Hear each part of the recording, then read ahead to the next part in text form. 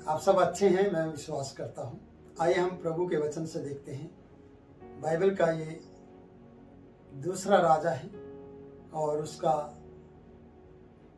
4 पद है प्रियो, 8 अध्याय का 4 पद। और यहाँ पर इस प्रकार से लिखा है कि जैसे हम लगातार देखते आ रहे हैं प्रभु के दास एलीशा की कहानी को, और यहाँ इस प्रकार से लिखा है कि पिछली वीडियो में आपने अगर देखा है वहाँ बताया गया कि वो स्त्री दुहाई देती है राजा के पास, जो 7 समय के अकाल के दौरान उसके जमीन, उसका घर, उसके देश में वो छोड़कर चली गई थी और फलिस्तियों के देश में वो गई थी।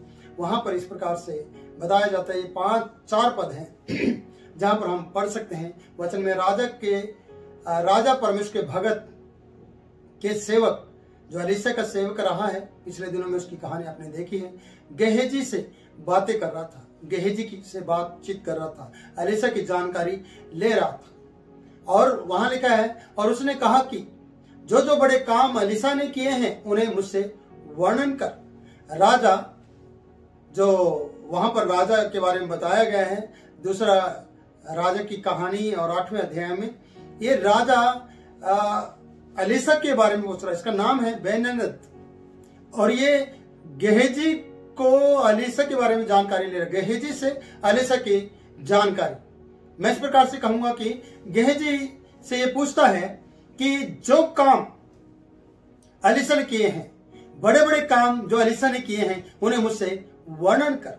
और क्यों पूछ रहा है? आप जानते कि परमेश्वर का दास के बारे में जानकारी लेने का कारण यह है राजा का कि ये बहुत बीमार भी है, और इतिहास की किताब में ये सब बातें लिखी होती है कि जब एक भविष्यवक्ताओं के द्वारा राजा की मदद हो, भविष्यवक्ताओं के द्वारा जब राजा के लोगों की मदद हो, और जब देश में अकाल पड़े और अकाल के समय में सुकाल जैसा समय परमेश्वर के भक्तों के द्वारा प्रार्थनाओं से आ जाए, जब 7 साल 3 साल का जो अकाल के समय में बारिश ना हो, तो परमेश्वर के भगत के द्वारा प्रार्थना के द्वारा बारिश आ जाए। तो ऐसी सी बातें जो इतिहास की किताबों में लिखी जाती हैं, और इतिहास की किताब पढ़ने पर हो सकता है राजा ने गेहजी का नाम सुना हो, और गेहजी के कोड के बारे में सुना हो, नामान के बारे में सुना हो। तो इसने कहा कि जो एलीशा, परमेश्वर के भक्त एलीशा ने बड़े बड़े काम किए हैं, उसकी जानकारी मुझे दे। उसने क्या सचमुच में किए हैं? क्या सचमुच में वो एक मुर्दे को जिंदा करता है? क्या सचमुच में सोमरोम के फाटक में एक बड़े अकाल के समय में खाना सस्ता मिलता है? तो ये जानकारी गेहजी से ले रहा है, और गेहजी यहाँ पर उस जानकारी को दे रहा है। तो मैं कहना चाहता हूं कि राजा परमेश्वर के भगत के सेवक गेहजी से बातें कर रहा था, और उसने कहा कि जो बड़े बड़े काम एलीशा ने किए हैं उसका वर्णन मुझसे कर। और उसका वर्णन करने के लिए गेहजी इसके पास बैठा है। जब ये वर्णन कर रहा था, जब ये सारी बातें राजा से बता रहा था कि परमेश्वर के भगत ने बड़े बड़े काम किए हैं, वो काम ये बता ही रहा था। मैं इस प्रकार से कहूंगा कि प्रूफ के साथ बातें कैसे आगे निकल कर आती हैं, मैं आगे बताऊंगा। 5 पद है, जब वह राजा से वर्णन कर ही रहा था कि एलीशा ने एक मुर्दे को जिलाया। जब ये कहानी आगे बढ़ रही थी तो मुर्दे का जिक्र आया, और मुर्दे का जिक्र आते ही जो इस फिल्म में अगर दर्शाया गया कहानी में, वो किरदार, वो बहन, वो स्त्री और वो बेटा, वो मुर्दा जो जिंदा है, वो सामने आ जाए तो कहानी का रुख बदल जाएगा। कहानी में एक नया मोड़ आ जाएगा। जो बातें बताई जा रही हैं वो एक कहानी के रूप में बताई जा रही हैं, पर एक कहानी सच में बदलने वाली है। और प्रूफ के साथ, एलीशा के चमत्कार प्रूफ के साथ यहां पर बताए गए हैं। लिखा कि जब वो राजा से ये वर्णन कर ही रहा था कि एलीशा ने एक बेटे को जिलाया, कि एक बेटे को, एक मुर्दे को जिलाया, ऐसा लिखा है। तब जिस स्त्री के बेटे को उसने जिलाया था, वही स्त्री आकर अपने घर और भूमि के लिए दुहाई देने लगी। जिस मुर्दे को जिलाया था वो बेटा, जिस स्त्री के बारे में बताया गया गेहजी के द्वारा, वो स्त्री आए। किसके लिए आई? वो अपनी भूमि के लिए, और आकर राजा के साथ घर के लिए और भूमि के लिए दुहाई देने लगी राजा के सामने। तब गेहजी ने कहा, हे मेरे प्रभु, यही है वो स्त्री जिसकी कहानी मैं आपको सुना रहा हूं। अब ये कहानी एक नया मोड़ ले रही है। अब ये कहानी नहीं है, ये सचमुच में एक फिल्म बन गई है। ये सचमुच में आंखों के सामने आंखों देखी बात हो रही है। जिस गेहजी ने अपनी आंखों से, अपनी आंखों के द्वारा इसे देखा था, इस बच्चे को मरा हुआ, आज उसको फिर से जिंदा होते हुए देखा था। आज फिर से उसे अपने सामने, राजा के सामने प्रूफ के तौर पर ये सामने आ गया है, स्त्री भी और बेटा भी।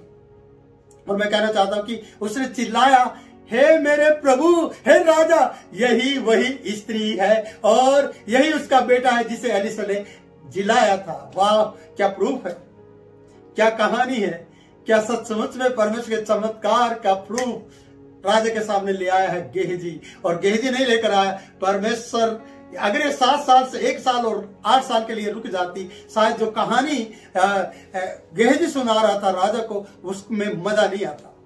उस कहानी को प्रूफ के साथ पेश नहीं किया जाता, पर आज प्रूफ के साथ इस कहानी को पेश किया गया। एक मुर्दे के साथ जिंदे के रूप में, एक मुर्दा जो जिंदा होकर राजा के सामने, वो स्त्री जिसमें बच्चे नहीं थे, जिसकी कहानी के जिक्र एलिशा का ने किया था और एलिशा का कहानी को राजा के सामने गेहजी के द्वारा सुनाई जा रही थी, वो प्रूफ के साथ सामने आया है। तो प्रिय, मैं कहना चाहता हूं कि जब इस तरीके की परमेश्वर की बातें की जाती है और उसमें परमेश्वर ने जो काम किया है, जिसको जिंदा किया है, वो भी सामने आ जाए तो कितना आनंद आएगा, कितनी बड़ी आशीष आएगी आपकी जिंदगी में जब आप इस तरीके से परमेश्वर की बातों को सुनते हैं। तो राजा को और ज्यादा विश्वास बढ़ गया है।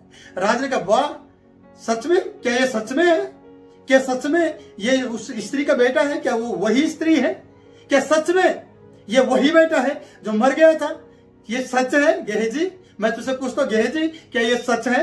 गेहजी ने कहा, हाँ प्रभु, ये सच है।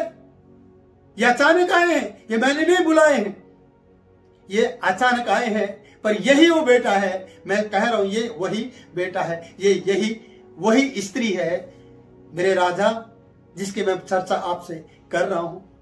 प्रियो, ये बड़ी खुशी की बात है कि जब आप प्रभु का वचन बड़ी पवित्रता के साथ देते हैं और आपके जीवन में जब परमेश्वर काम करता है और आपके द्वारा काम करता है, जिस वचन को आप बोल रहे हैं, उस वचन को अगर प्रूफ के साथ बो दिया जाए और प्रूफ के साथ अगर लोगों की जिंदगी में वचन आ जाए, तो प्रिय, मैं सच कहता हूं, लोगों का विश्वास का जो स्तर है 100 गुना बढ़ जाएगा। लोगों का विश्वास इतना बढ़ जाएगा, राजा का विश्वास इतना बढ़ जाएगा। जिस मोदी से आपको डर लगता है, जिस सरकार से आपको डर लगता है, क्योंकि डर इसलिए लगता है कि आप भी डरे हुए हैं, क्योंकि आपके द्वारा परमेश्वर काम नहीं कर रहा है। गेहजी वैसे कोड़ी हो गया, गेहजी के जीवन में शायद पीढ़ी दर पीढ़ियों का कोड चला गया, पर गेहजी राजा के सामने आकर आज भी अपने स्वामी एलिशा की गवाही दे रहा है। आज भी उस मुर्दे को प्रूफ के साथ पेश कर रहा है जिंदा के रूप में। आज भी उस स्त्री को दिखा रहा है कि ये वही स्त्री है, ये वही बेटा है जिसको परमेश्वर के दास एलिशा ने जिंदा किया था। सोचने वाली बात नहीं है मेरे प्रियो कि परमेश्वर आपको भी प्रूफ के साथ इस्तेमाल करना चाहता है और आपके द्वारा भी परमेश्वर मुर्दों को जिंदा करना चाहता है। अगर आप परमेश्वर के साथ जुड़े रहेंगे तभी ये बात हो जाएगी, तभी ये बात होगी मेरे प्रियो। इसलिए मैं कहूंगा, आप इस वीडियो के माध्यम से अपने विश्वास के स्तर को 100 गुना बढ़ाएं।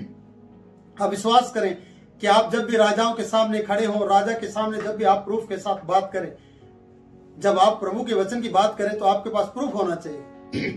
आप परमेश्वर प्रार्थना करें, जब भी किसी बड़े अगुआ के सामने आप जाते हैं या किसी नेता के सामने जाते हैं, आप परमेश्वर से प्रार्थना करें, परमेश्वर मुझे प्रूफ चाहिए। जब मैं तेरे सच्चे जीवित परमेश्वर का नाम उसके सामने लूं कि परमेश्वर बड़े बड़े काम करता है, परमेश्वर मुर्दों को जिंदा करता है, तो प्रार्थना करें, परमेश्वर अगर मेरे ऊपर इस प्रकार की परीक्षा आए, क्या तू मेरे लिए उस समय ये चमत्कार कर सकता है?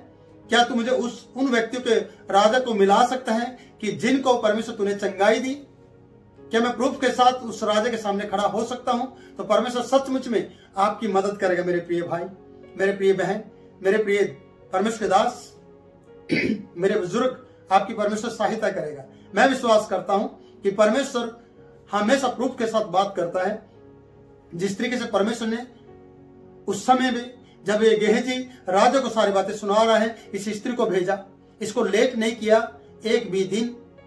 ये बिल्कुल ऑन द मौके पर कह सकते हैं कि ऑन द रोड थे, और जब ये इन्होंने एंट्री की तभी वो ये कहानी शुरू कर रहा था कि परमेश्वर के भक्त ने एक मुर्दे को जिंदा किया। तभी इन्होंने गेट में एंट्री की, राजा के सामने फ्रंट में खड़े हो गए। इसने तुरंत पहचान लिया, राजा राजा ये वही स्त्री है, राजा राजा ये वही बेटा है। और राजा का विश्वास का स्तर और बढ़ गया। गेहजी का बताने का जो तरीका था प्रूफ के साथ हो गया, और गेहजी ने और अच्छे बड़े ठोस सबूत देते हुए इस बात को कह दिया कि हे राजा, ये वही स्त्री है, ये वही बेटा है जिसको परमेश्वर के भक्त ने जिंदा किया था। हमारे और आपके जीवन में बहुत से इस तरीके के पड़ाव आएंगे, इस तरीके के बहुत से समय आएंगे जिसमें हम कई बार हार जाएंगे प्रियो, पर हार न मानना, कभी भी हार नहीं मानना, क्योंकि अगर आप जीवित परमेश्वर के बेटा बेटी हैं और अगर आप उसके साथ बने रहते हैं तो कभी हार मानने की आपको जरूरत नहीं है। मैं परमेश्वर का दास आपसे इस वीडियो में विदा लेता हूं, और ये वीडियो आपके लिए आशीष का कारण बने और आप कभी हार ना माने, और ये वीडियो में आप सीख जाएंगे कि मुझे परमेश्वर की गवाही देनी चाहिए, राजा के सामने या गरीब या रंग के सामने, पर मैं प्रूफ के साथ गवाही दे सकूं प्रभु मेरे द्वारा बड़े बड़े काम कर, और सचमुच में प्रभु आपके द्वारा बड़े बड़े काम करेगा। मैं आपसे विदा ले रहा हूं, प्रभु आपको आशीष दे। इस वीडियो को लाइक करें, शेयर करें और हमारे चैनल को सब्सक्राइब करें। प्रभु आपको बहुत ऐसे आशीष दे।